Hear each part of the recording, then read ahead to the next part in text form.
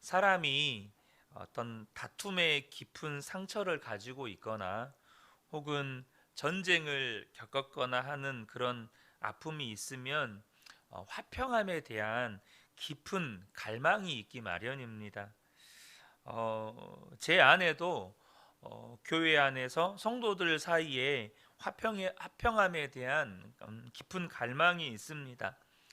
어려서부터 아버지의 폭력 속에서 자란 영향도 있겠지만 제가 이제 목회자의 길에 들어서면서 제가 이제 청년 시절까지 이를 평신도로 살 때는 그런 모습을 거의 본 적이 없었던 것 같아요. 뭐 제 기억에는 거의 없습니다. 그런데 목회자가 되어서 교회를 섬기는데 성도들이 그렇게 싸운다는 걸 제가 목회자가 돼서 알게 됐습니다.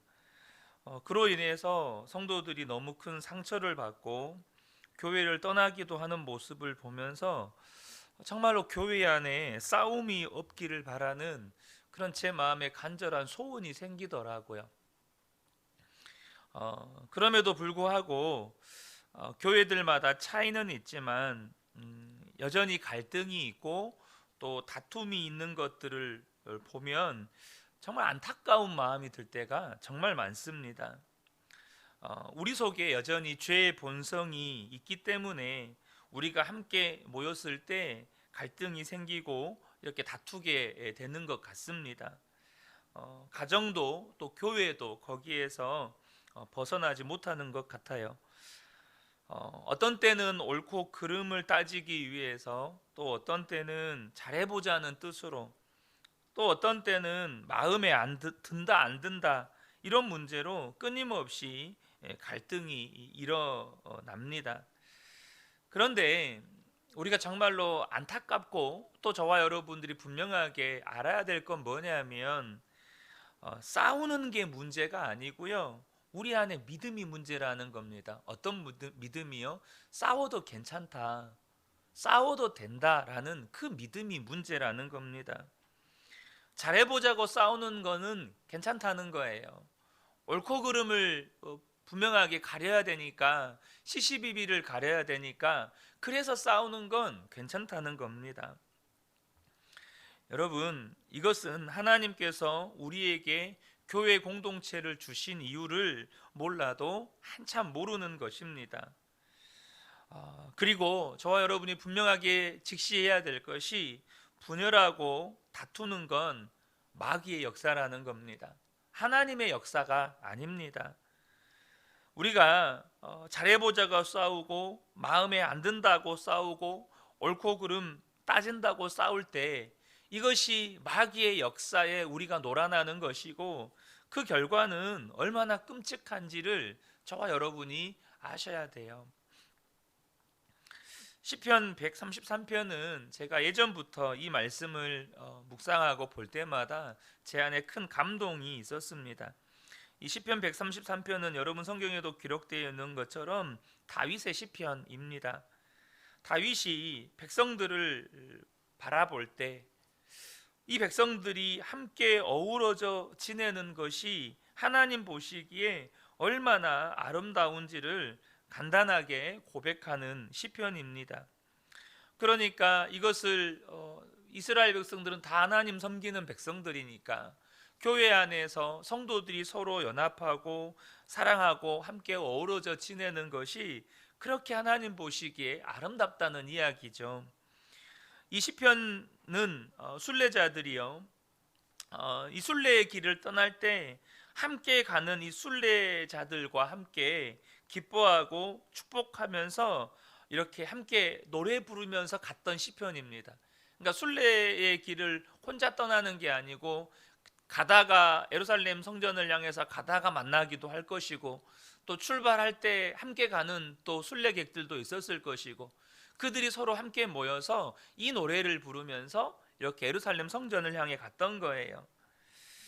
1절을 보면 그 얼마나 아름답고 즐거운가, 형제자매가 어울려 함께 사는 모습.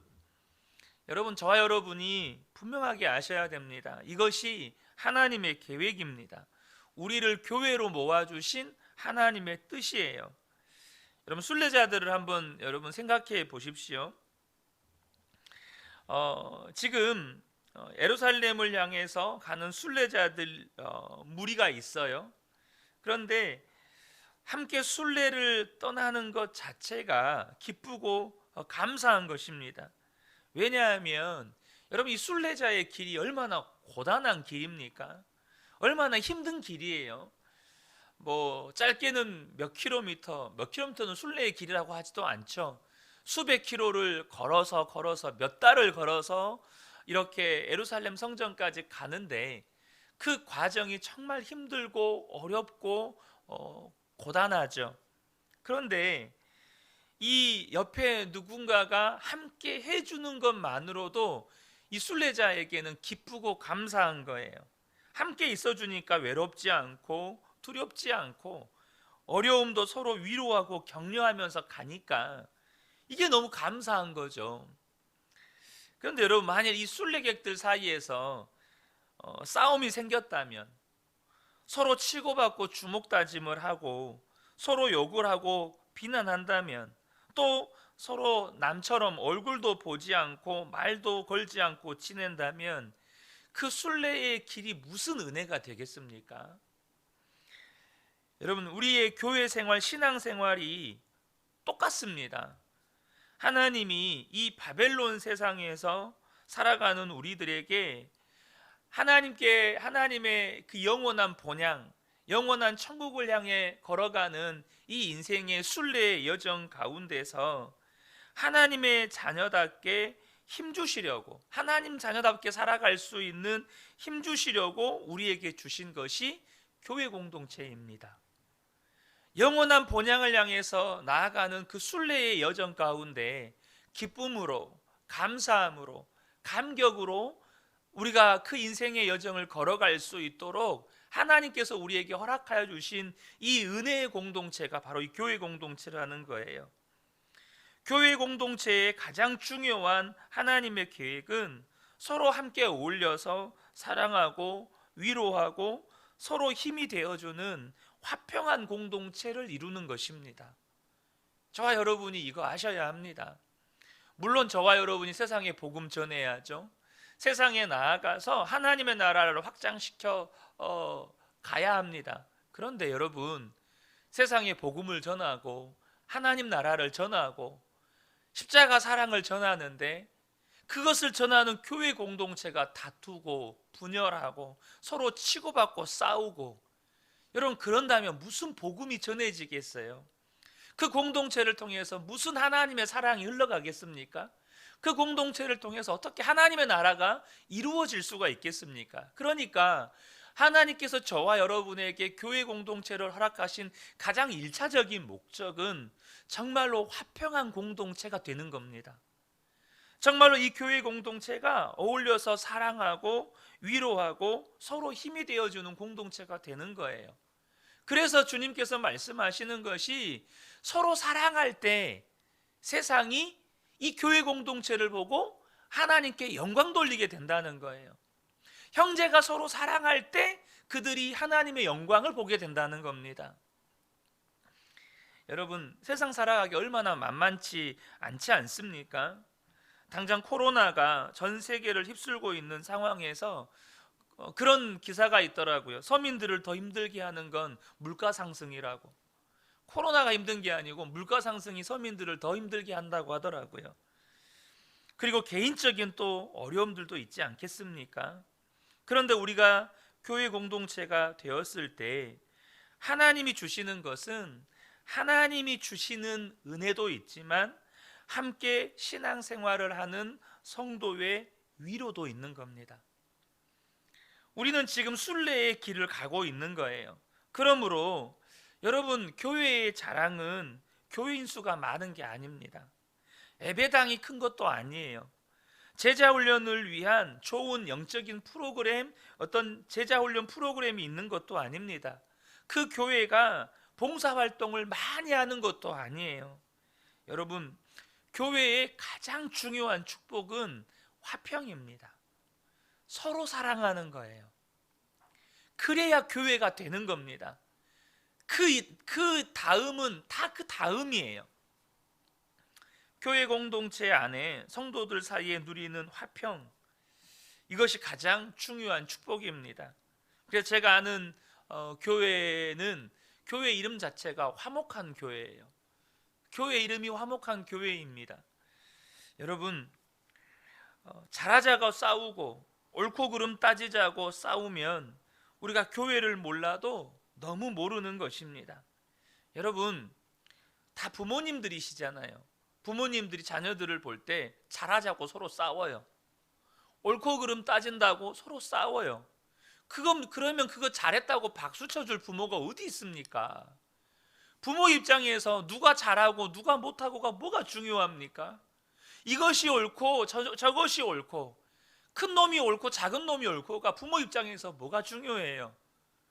서로 화목하고 서로 사랑하고 서로 우애하고 사는 게 중요하지.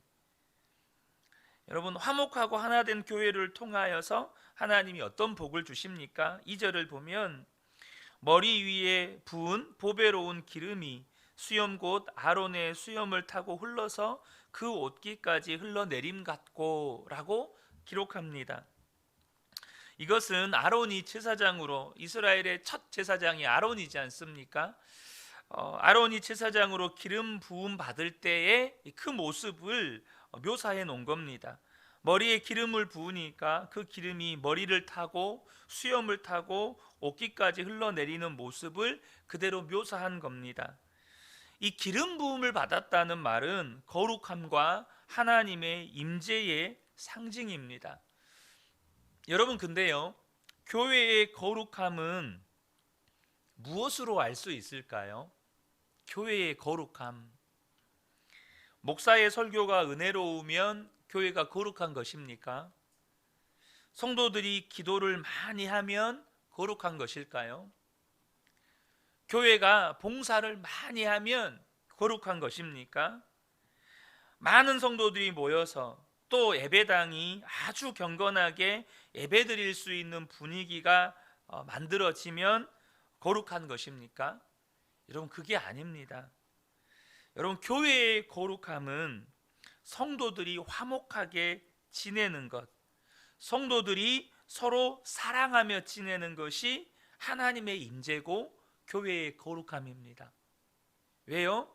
성령님은 우리를 교통하게 하시는 분이시니까. 성령님은 우리를 화목하게 하시는 분이세요. 성도와 성도를 교통하게 하시는 분, 성도와 성도를 하나로 묶어주시는 분, 성도와 성도가 마디와 마디가 연결하듯이 서로 연결되도록 만들어주시는 분이 우리 안에 역사하시는 성령님이시니까요. 3절 전반절을 보면 헤르몬의 이슬이 시온산의 내림과 같구나. 우리가 헐몬산이라고도 하지요.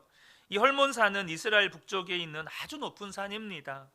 많은 이슬이 내리는데요, 여러분 잘 아시는 것처럼 모든 강의 발원지는 다 산입니다. 산 속에 묻혀 있는 물이 거기서 솟아올라서 강의 발원지가 되는 거죠. 그러니까 이 헐몬산도 요단강의 발원지입니다. 이스라엘은 비가 많이 내리는 땅이 아닌 것을 잘 아시죠? 그래서 이 요단 강물로 농사를 많이 짓습니다. 그러니까 이 요단강은 축복의 젖줄이죠. 그러므로 여러분, 교회의 화목함, 가정의 화목함은 우리의 모든 삶의 축복의 젖줄인 겁니다. 우리 자신만 사는 것이 아니고 우리가 사는 직장, 학교, 도시, 나라의 복의 통로가 이 화목함입니다. 우리가 정말로 화목한 공동체를 지켜간다면 그것은 이 나라가 복을 받는 것이에요. 여러분, 지금 한국교회가 가장 가지고 있는 정말 큰 아픔이고 위기 뭐죠? 여러 가지로 이야기할 수 있지만 교회 안의 다툼과 분열입니다. 교단 간의 다툼과 분열, 이것이 어쩌면 한국교회가 가지고 있는 가장 큰 아픔이고 또 어떤 역사 속에서 증명되어 왔던 이것이 교회를 또 한국 교회를 얼마나 아프게 하는지, 화평의 복, 평화의 복이 얼마나 중요한지를 저와 여러분이 아셔야 돼요. 여러분 당장 한번 생각해 보세요. 우리가 돈도 필요합니다. 그래서 돈 벌여야 합니다. 건강도 해야 합니다. 또 자신의 분야에서 성공도 필요해요. 근데 여러분 봐보세요. 우리가 돈도 벌었어요. 건강도 해요. 또 내가 종사하는 어떤 직업 분야에서 정말로 성공도 했어요. 근데 나라가 전쟁이 일어나면 무슨 소용이 있습니까? 나라의 전쟁이 일어나면 내가 돈 번 것이 뭔 소용이 있죠? 내가 건강한 게 무슨 의미가 있습니까? 내가 어떤 분야에서 높은 명성을 가진 게 무슨 의미가 있어요? 여러분 이번에 아프가니스탄에서 미군이 철수했을 때 정말로 안타까웠던 장면들 중에 한 장면이 바로 이겁니다. 비행기에 사람들 더 이상 태울 수가 없어요. 그러니까 사람들이 어떻게 합니까? 비행기에 한 번도 비행기를 타본 적이 없으니까 비행기에 매달려서라도 탈출하려고 비행기 그 상판에 서로 막 그 비행기 그 바퀴 거기에 매달렸습니다. 여러분 근데 비행기가 시속 수백 킬로 날아가잖아요. 그 날아오를 때 날아갈 때 그 속도를 암으로 버틴다고 한들 버틸 수가 없어요. 그러니까 어떻게 합니까? 이륙하는 순간에 거기에 달라붙어 있던 사람들이 다 떨어져서 죽었습니다. 그런데 거기에는 아프가니스탄 국가대표 축구 선수도 있었고요. 아프가니스탄에서 내노라 하는 직업을 가진 전문 직종인들도 있었습니다. 근데 나라의 전쟁이 일어나면 내가 그 한 분야에서 성공하고 내가 돈을 많이 벌고 그게 무슨 의미가 있나요? 여러분 화평의 복은 축복의 젖줄인 겁니다. 교회가 화평한 것이 이렇게 중요하고 가정이 화평한 것이 이렇게 중요하고 나라가 화평한 것이 이렇게 중요한 거예요. 그 복의 핵심은 영생입니다. 3절 하반절에 주님께서 그곳에서 복을 약속하셨으니 그 복은 곧 영생이다. 교회가 화평한 것은요, 성도님들이 영생의 복을 누리는 것과 같습니다. 여러분 연합은 앞서도 말씀드린 것처럼 하나님이 하시는 것입니다. 그래서 연합이 주는 감동이 있어요. 연합할 때 우리가 누리게 되는 놀라운 은혜들이 너무너무 많습니다. 제가 처음으로 연합의 감동을 충격적으로 경험했던 것이 단기 선교 때였습니다. 제가 2010년도 카자흐스탄의 청년 때 단기 선교를 간 적이 있는데 저에게 그 장면은 지금도 잊혀지지 않는 정말로 충격적인 장면이었습니다. 저는 성경에서 여기 우리 계시록 말씀에 보면 각 나라와 언어와 족속과 백성과 방언들이 모여서 정말 그 보좌 앞에 모여서 어린 양을 찬양하는 그 장면이 기록이 되어 있습니다. 저는 그것을 늘 성경으로만 봤기 때문에 그것이 주는 감동이 무엇인지를 잘 몰랐습니다. 그런데 이 카자흐스탄에 가서 실크로드 페스티벌이라고 하는 청년 연합 집회가 있었는데요. 그곳에 대략 한 20여 개국, 그러니까 주로 중앙아시아에서 몰려든 크리스찬 청년들과 함께 한 5,000명 정도가 모여서 하나님께 예배를 했습니다. 정말 피부색이 다르고 민족이 다르고 언어가 다르고 문화가 다르고 너무너무 다른 정말 그곳에 모인 민족이 그때 당시 20몇 개의 종족이라고 하더라고요. 그런데 그 예배당에 들어가서 자리에 앉아서 무릎 꿇고 기도하는 순간 그냥 그 감격 때문에 각 나라와 언어와 족속과 백성과 방언들이 모여서 하나님을 예배한다는 그 모습만으로도 너무너무 감격이 돼서 그냥 그 자리에 앉아서 그냥 펑펑 울었습니다. 사랑하는 성도 여러분, 우리는요 어쩔 수 없이 환경의 영향을 받습니다. 이게 무슨 말이냐면 코로나 바이러스, 독감만 전염되는 게 아니고요, 우리들의 영혼도 서로에게 영향을 받습니다. 그러니까 미운 마음도 전염이 되고 원망도 전염이 되고 비난도 전염이 되고 분노도 전염이 됩니다. 그래서 우리는 영적인 환경을 잘 지켜가야 할 필요가 있습니다.